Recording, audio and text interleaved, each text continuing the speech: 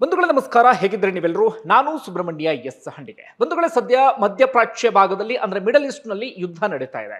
ಅಲ್ಲಿ ಯುದ್ಧ ನಡೀತಾ ಇದ್ರೂ ಕೂಡ ಅದರ ಪರಿಣಾಮ ಇವತ್ತು ಜಾಗತಿಕ ಮಟ್ಟದಲ್ಲಿ ಎಲ್ಲ ಕಡೆಗಳಲ್ಲೂ ಕೂಡ ತರ್ತಾ ಇದೆ. ಅದಕ್ಕೆ ಪ್ರಮುಖ ಕಾರಣ ಅಂದ್ರೆ ಇರಾನ್ನ ಒಂದು ಯುದ್ಧ ನೀತಿ.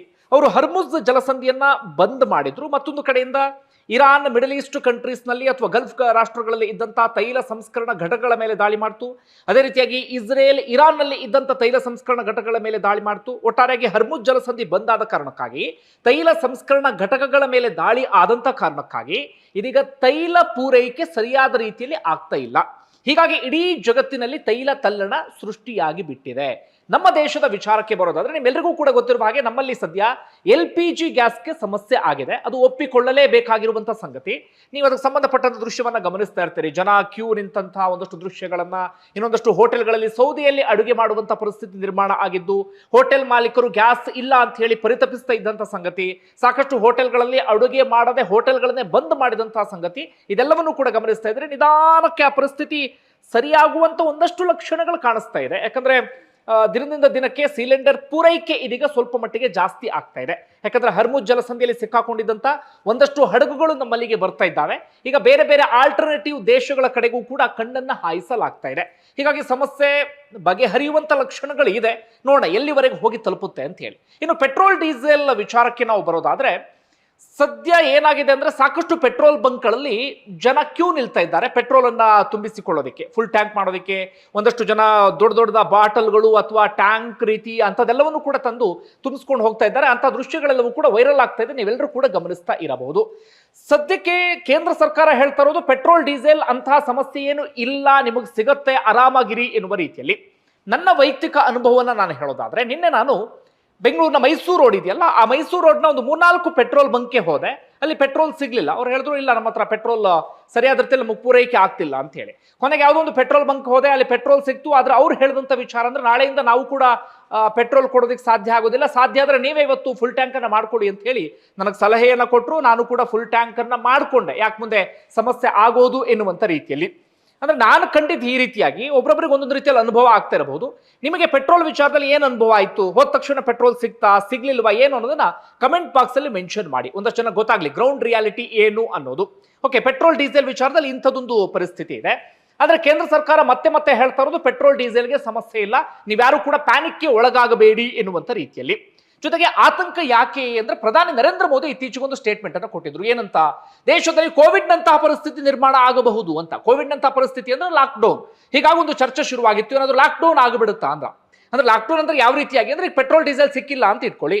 ಪೆಟ್ರೋಲ್ ಡೀಸೆಲ್ ಸಿಕ್ಕಿಲ್ಲ ಅಂದ್ರೆ ಯಾವುದೇ ವೆಹಿಕಲ್ಸ್ ಗಳು ಕೂಡ ಓಡಾಡೋದಿಲ್ಲ, ಟ್ರಾನ್ಸ್ಪೋರ್ಟೇಷನ್ ಕಂಪ್ಲೀಟ್ ಬಂದ್ ಆಗುತ್ತೆ. ಟ್ರಾನ್ಸ್ಪೋರ್ಟೇಷನ್ ಇಲ್ಲ ಅಂತ ಆದರೆ ಇಡೀ ದೇಶವೇ ಸ್ತಬ್ಧ ಆಗುವಂತ ಪರಿಸ್ಥಿತಿ ನಿರ್ಮಾಣ ಆಗತ್ತೆ. ಆ ಕಾರಣಕ್ಕಾಗಿ ಜನರಿಗೊಂದು ಆತಂಕ, ಮತ್ತೇನಾದ್ರೂ ಅಂತ ಪರಿಸ್ಥಿತಿ ನಿರ್ಮಾಣ ಆಗ್ಬಿಡುತ್ತಾ ಅಂತ ಹೇಳಿ. ಆದ್ರೆ ಇವತ್ತು ಪೆಟ್ರೋಲಿಯಂ ಸಚಿವರಾಗಿರುವಂತಹ ಹರ್ದೀಪ್ ಸಿಂಗ್ ಪುರಿ ಹೇಳಿದ್ರು, ಯಾವುದೇ ಕಾರಣಕ್ಕೂ ಅಂತಹ ಪರಿಸ್ಥಿತಿ ನಿರ್ಮಾಣ ಆಗೋದಿಲ್ಲ, ನಮ್ಮಲ್ಲಿ ಬೇಕಾಗಿರುವಂತಹ ಎಲ್ಲಾ ಸ್ಟಾಕ್ಗಳು ಕೂಡ ಇದೆ, ಜೊತೆಗೆ ಲಾಕ್ಡೌನ್ ಅಂತ ಪರಿಸ್ಥಿತಿ ಯಾವ ಕಾರಣಕ್ಕೂ ಉದ್ಭವ ಆಗೋದಿಲ್ಲ ಅಂತ ಹೇಳಿ ಸಚಿವೆ ನಿರ್ಮಲಾ ಸೀತಾರಾಮನ್ ಕೂಡ ಅಂಥದ್ದೇ ಒಂದು ಸ್ಟೇಟ್ಮೆಂಟ್ ಅನ್ನ ಕೊಟ್ಟಿದ್ದಾರೆ. ನೋಡೋಣ, ಈಗಲೇ ನಾವು ಪ್ರಿಡಿಕ್ಟ್ ಮಾಡೋದಕ್ಕಾಗಲ್ಲ, ಹೀಗೆ ಆಗಬಹುದು ಹೀಗೆ ಆಗಲ್ಲ ಎನ್ನುವಂತ ರೀತಿಯಲ್ಲಿ. ಅದನ್ನು ಸ್ವಲ್ಪ ಪಕ್ಕಕ್ಕಿಡೋಣ. ಈಗ ಕೇಂದ್ರ ಸರ್ಕಾರ ತೆಗೆದುಕೊಂಡಿರುವಂತಹ ಮಹತ್ವದ ನಿರ್ಣಯಗಳು ಏನೇನು ಅಂತ ಗಮನಿಸ್ತಾ ಹೋಗೋದಾದ್ರೆ, ಪೆಟ್ರೋಲ್ ಡೀಸೆಲ್ ವಿಚಾರದಲ್ಲಿ ಈಗ ನಾವು ಯಾವ ಹಂತಕ್ಕೆ ಬಂದಿದ್ದೇವೆ ಅಂದ್ರೆ, ಪೆಟ್ರೋಲ್ ಡೀಸೆಲ್ ರೇಟ್ ಜಾಸ್ತಿ ಆಗೋದು ಒಂದು ರೀತಿಯಲ್ಲಿ ಅನಿವಾರ್ಯ ಎನ್ನುವ ಹಂತಕ್ಕೆ ಬಂದಿದೆ. ಯಾಕಂದ್ರೆ ಕಚ್ಚಾ ತೈಲದ ಬೆಲೆ ಜಾಸ್ತಿ ಆಗ್ತಾ ಇದೆ, ಬ್ಯಾರಲ್ಗೆ $100 ದಾಟಿ ಹೋಗ್ತಾ ಇದೆ. ಹೀಗಾಗಿ ಪೆಟ್ರೋಲ್ ಡೀಸೆಲ್ ಬೆಲೆ ಕಡಿಮೆ ಆಗಲಿ ಅಂತ ನಾವು ಕೇಳೋದಲ್ಲ, ಜಾಸ್ತಿ ಆಗದೇ ಇರಲಿ ಅಂತ ಕೇಳ್ಕೊಳ್ಳುವಂತ ಪರಿಸ್ಥಿತಿ ನಿರ್ಮಾಣ ಆಗಿದೆ. ಇದರ ನಡುವೆ ಇದೀಗ ಕೇಂದ್ರ ಸರ್ಕಾರ ಏನ್ ಮಾಡಿದೆ ಅಂದ್ರೆ, ಅಬಕಾರಿ ಸುಂಕದಲ್ಲಿ ಪ್ರಮುಖ ನಿರ್ಣಯ ತೆಗೆದುಕೊಂಡಿದೆ. ಪೆಟ್ರೋಲ್ ಮೇಲೆ ಅಬಕಾರಿ ಸುಂಕ 13 ರೂಪಾಯಿ ಇತ್ತಲ್ಲ, ಅದನ್ನ ಇದೀಗ 3 ರೂಪಾಯಿಗೆ ಇಳಿಕೆ ಮಾಡಲಾಗಿದೆ, 10 ರೂಪಾಯಿ ಕಡಿತಗೊಳಿಸಲಾಗಿದೆ. ಡೀಸೆಲ್ ಇದೇನ್ ಮಾಡಿದ್ದಾರೆ ಅಂದ್ರೆ, 10 ರೂಪಾಯಿ ಇತ್ತು, ಅದನ್ನ ಕಂಪ್ಲೀಟ್ ಶೂನ್ಯಕ್ಕೆ ಇದೀಗ ಇಳಿಸಲಾಗಿದೆ. ಡೀಸೆಲ್ ಮೇಲೆ ಯಾವುದೇ ಅಬಕಾರಿ ಸುಂಕ ಇಲ್ಲ. ಯಾಕಂದ್ರೆ ಡೀಸೆಲ್ ಅಂದಾಗ ಟ್ರಾನ್ಸ್ಪೋರ್ಟೇಷನ್ಗೆ ಅತಿ ಹೆಚ್ಚು ಬಳಕೆ ಆಗೋದು ಡೀಸೆಲ್ಗೆ. ಆ ಕಾರಣಕ್ಕಾಗಿ ಇದರಿಂದ ಗ್ರಾಹಕರಿಗೆ ತಕ್ಷಣಕ್ಕೆ ಲಾಭ ಸಿಗುತ್ತಾ ಅಂದ್ರೆ, ಲಾಭ ಸಿಗುತ್ತೆ. ಯಾವ ರೀತಿಯಾಗಿ ಅಂದ್ರೆ, ಬೆಲೆ ಇಳಿಕೆ ಆಗೋದಿಲ್ಲ, ಆದ್ರೆ ಬೆಲೆ ಮಾತ್ರ ಏರಿಕೆ ಆಗೋದಿಲ್ಲ. ಈಗ ಪೆಟ್ರೋಲಿಯಂ ಕಂಪನಿಗಳ ಪರಿಸ್ಥಿತಿ ಹೇಗಾಗಿತ್ತು ಅಂದ್ರೆ, ಅವರೊಂದು ರೀತಿಯಲ್ಲಿ ನಷ್ಟವನ್ನ ಅನುಭವಿಸ್ತಾ ಇದ್ರು. ಕಚ್ಚಾ ತೈಲದ ಬೆಲೆ ಜಾಸ್ತಿ ಆಗ್ತಾ ಇತ್ತು, ಆದ್ರೆ ಅವರು ಪೆಟ್ರೋಲ್ ಡೀಸೆಲ್ ಬೆಲೆಯನ್ನ ಜಾಸ್ತಿ ಮಾಡಿರ್ಲಿಲ್ಲ. ಆ ಕಾರಣಕ್ಕಾಗಿ ಅವರಿಗೆ ಒಂದು ನಷ್ಟ ಆಗ್ತಾ ಇತ್ತಲ್ಲ, ಹೀಗಾಗಿ ನಷ್ಟವನ್ನ ಸರಿದೂಗಿಸಲಾಗಿದೆ. ಜೊತೆಗೆ ಆ ಕಂಪನಿಗಳು ಪೆಟ್ರೋಲ್ ಡೀಸೆಲ್ ಬೆಲೆಯನ್ನ ಹೆಚ್ಚಳ ಮಾಡದ ರೀತಿಯಲ್ಲಿ ಅಬಕಾರಿ ಸುಂಕವನ್ನ ಕಡಿತಗೊಳಿಸಲಾಗಿದೆ. ತಕ್ಷಣಕ್ಕೆ ಇದರಿಂದ ಪೆಟ್ರೋಲ್ ಡೀಸೆಲ್ ಬೆಲೆ ಏನು ಕಡಿಮೆ ಆಗಲ್ಲ, ಆದ್ರೆ ಬೆಲೆ ಮಾತ್ರ ಜಾಸ್ತಿ ಆಗೋದಿಲ್ಲ ಎನ್ನುವಂತ ಒಂದು ಗ್ಯಾರಂಟಿ ಸದ್ಯಕ್ಕೆ ಸಿಕ್ಕಿದೆ. ಮುಂದೆ ಏನೋ ಗೊತ್ತಿಲ್ಲ. ನಾನು ಮತ್ತೆ ಮತ್ತೆ ಹೇಳ್ತಾ ಇರೋದು, ಮುಂದೆ ಹೀಗೆ ಆಗುತ್ತೆ ಅಂತೇಳಿ ನಾವು ಯಾವುದನ್ನು ಕೂಡ ಪ್ರೆಡಿಕ್ಟ್ ಮಾಡೋದಕ್ಕೆ ಸಾಧ್ಯ ಆಗ್ತಾ ಇಲ್ಲ. ಈಗ ಗ್ಯಾಸ್ ವಿಚಾರಕ್ಕೆ ಬರ್ತೀನಿ, ಅಥವಾ ನನ್ನ ಈ ವಿಡಿಯೋದ ಮೇನ್ ಕಂಟೆಂಟ್ ವಿಚಾರಕ್ಕೆ ಬರ್ತೀನಿ. ನಾನು ಥಂಬ್ನೇಲ್ ಅಲ್ಲಿ ಒಂದು ಸಾಲನ್ನು ಹಾಕಿದ್ದೆ, ಇನ್ನು ಮುಂದೆ LPG ಗ್ಯಾಸ್ ಸಿಲಿಂಡರ್ ಬಂದ್ ಎನ್ನುವ ರೀತಿಯಲ್ಲಿ. ತುಂಬಾ ಜನಕ್ಕೆ ಪ್ರಶ್ನೆ ಮೂಡಿರುತ್ತೆ, ವಿಚಾರ ಗೊತ್ತಿಲ್ಲದೆ ಇರುವಂತವ್ರಿಗೆ, ಹಾಗಾದ್ರೆ ಬಂದ್ ಅಂದ್ರೆ ಏನು ಎನ್ನುವ ರೀತಿಯಲ್ಲಿ. ಹಾಗೆ ಎರಡನೇಲಿತ್ತು PNG ಅಂತ ಹೇಳಿ. ಹಾಗಾದ್ರೆ ಇದೇನು PNG, ಈ ಪ್ರಶ್ನೆಯೂ ಕೂಡ ನಿಮ್ಮಲ್ಲಿ ಇರುತ್ತೆ. ಅದೇನೇನು ಅಂತ ವಿವರವಾಗಿ ಗಮನಿಸ್ತಾ ಹೋಗೋಣ. ಬಂಧುಗಳೇ, LPG ಗ್ಯಾಸ್ ಬಗ್ಗೆ ನಿಮ್ಮೆಲ್ಲರಿಗೂ ಕೂಡ ಗೊತ್ತಿದೆ. LPG ಅದನ್ನ ಸಿಲಿಂಡರ್ ನಲ್ಲಿ ತುಂಬಿಸಿ ನಮ್ಮ ಮನೆಗೆ ತಂದು ಕೊಡಲಾಗುತ್ತೆ. ನಾವು ಅದನ್ನ ಬಳಸ್ತೀವಿ, ಖಾಲಿ ಆಗ್ತಿದ್ದ ಹಾಗೆ ಮತ್ತೆ ಬುಕ್ ಮಾಡ್ತೀವಿ. ಒಂದು ಸಿಲಿಂಡರ್ಗೆ ಇಂತಿಷ್ಟು ಕೆಜಿಗೆ ಇಂತಿಷ್ಟು ರೂಪಾಯಿ ಅಂತ ಇರುತ್ತೆ, ನಾವು ಅದನ್ನ ಕೊಡ್ತೀವಿ. ನಿಮ್ಮೆಲ್ಲರಿಗೂ ಕೂಡ ಗೊತ್ತಿರುವಂತ ಸಂಗತಿಯೇ. ಈಗ LPG ವಿಚಾರದಲ್ಲಿ ಏನ್ ಸಮಸ್ಯೆ ಆಗ್ತಾ ಇರೋದು ಅಂದ್ರೆ, ನಾವೇನ್ ಮಾಡಿದ್ದೇವೆ ಅಂದ್ರೆ LPG ಒಂದು 60% ಅಥವಾ 70% ಅನ್ನ ಬೇರೆ ಕಡೆಯಿಂದಲೇ ನಾವು ಆಮದು ಮಾಡಿಕೊಳ್ತೇವೆ.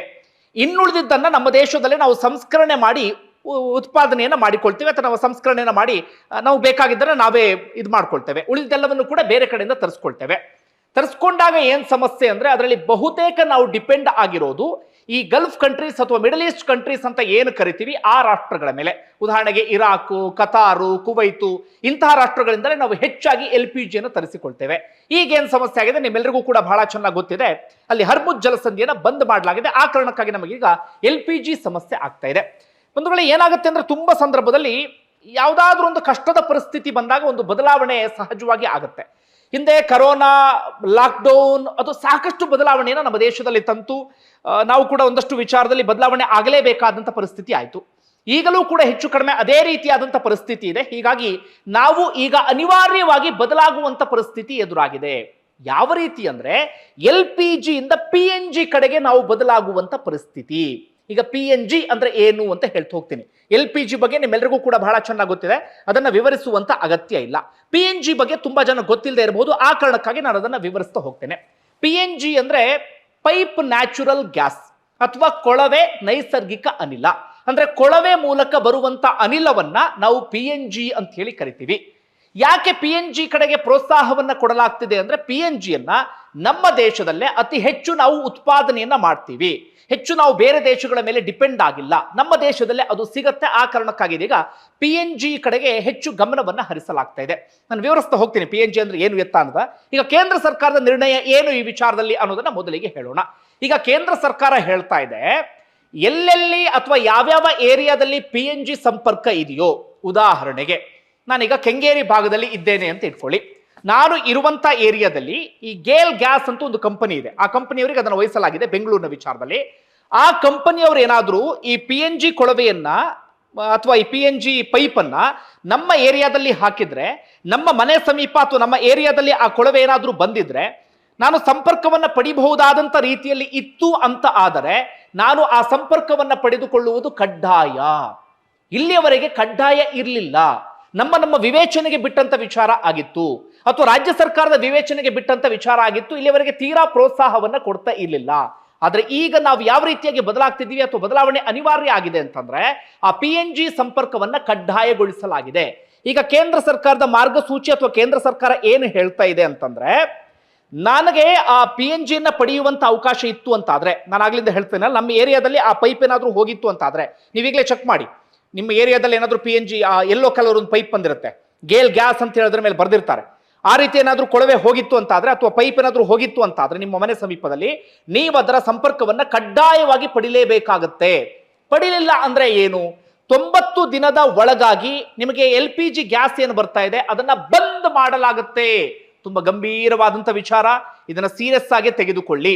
ಈಗ ಏನು ಮಾಡ್ತಿದ್ದಾರೆ ಅಂದ್ರೆ, ಸಂಬಂಧಪಟ್ಟಂತ ಸಂಸ್ಥೆಯವರು ಎಲ್ಲೆಲ್ಲಿ PNG ಪೈಪನ್ನ ಅಳವಡಿಕೆ ಮಾಡಲಾಗಿದೆಯೋ ಅದರ ಸಮೀಪ ಯಾರ್ಯಾರ ಮನೆ ಇದೆಯೋ ಅವರಿಗೆ ಹೋಗಿ ಒಂದು ನೋಟಿಸ್ ಅನ್ನ ಕೊಡ್ತಾ ಇದ್ದಾರೆ.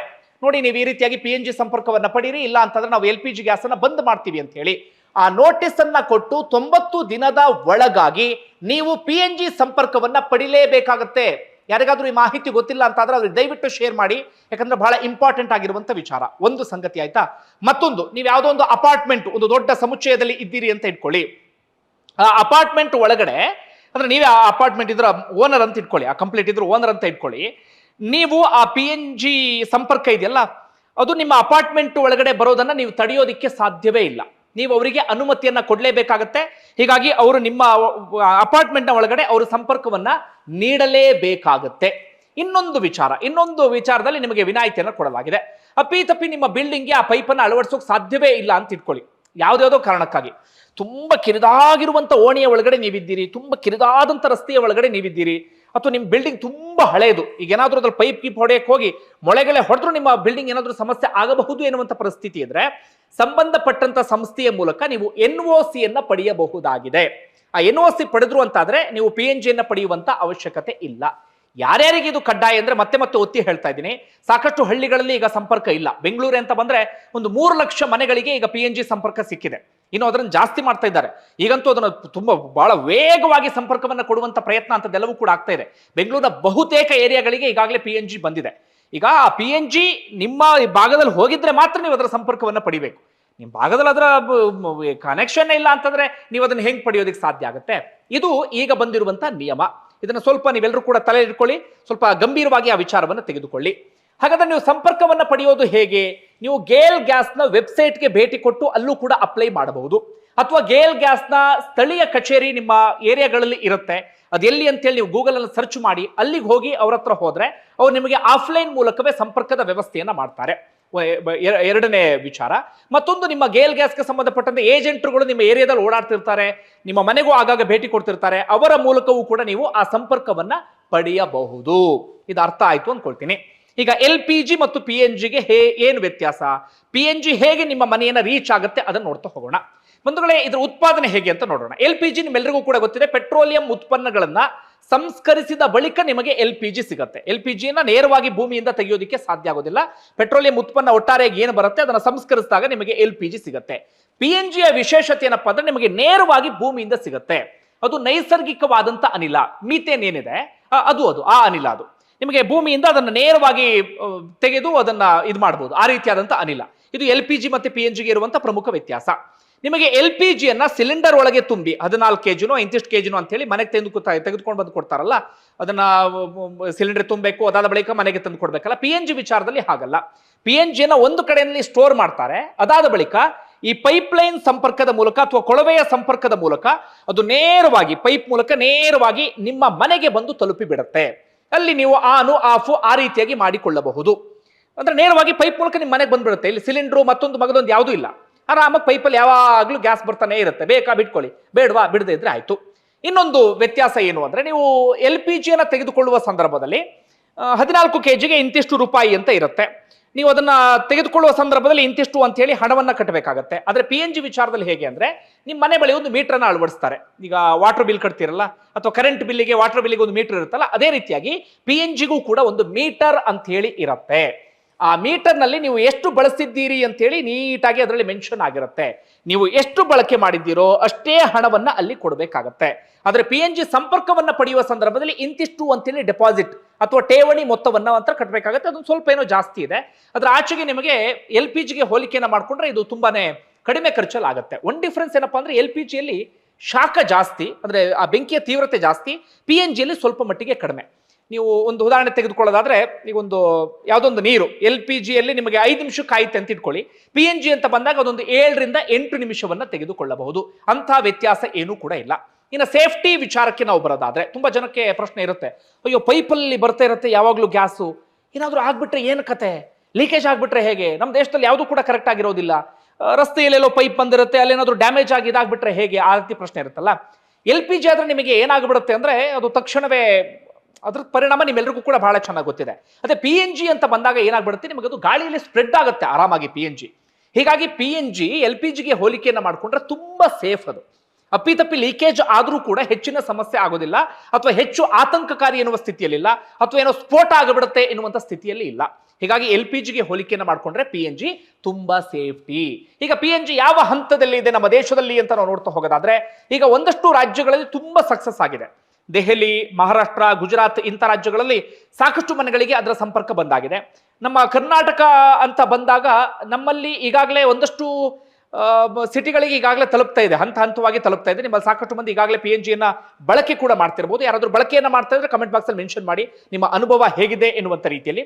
ಇನ್ನು ಬೆಂಗಳೂರು ಅಂತ ಬಂದಾಗ ನಮಗೆ ಸಿಕ್ಕಂತ ಲೆಕ್ಕದ ಪ್ರಕಾರ ಹೆಚ್ಚು ಕಡಿಮೆ ಒಂದು 3 ಲಕ್ಷ ಮನೆಗೆ ಈಗಾಗಲೇ PNG ಸಂಪರ್ಕವನ್ನ ಕೊಡಲಾಗಿದೆಯಂತೆ.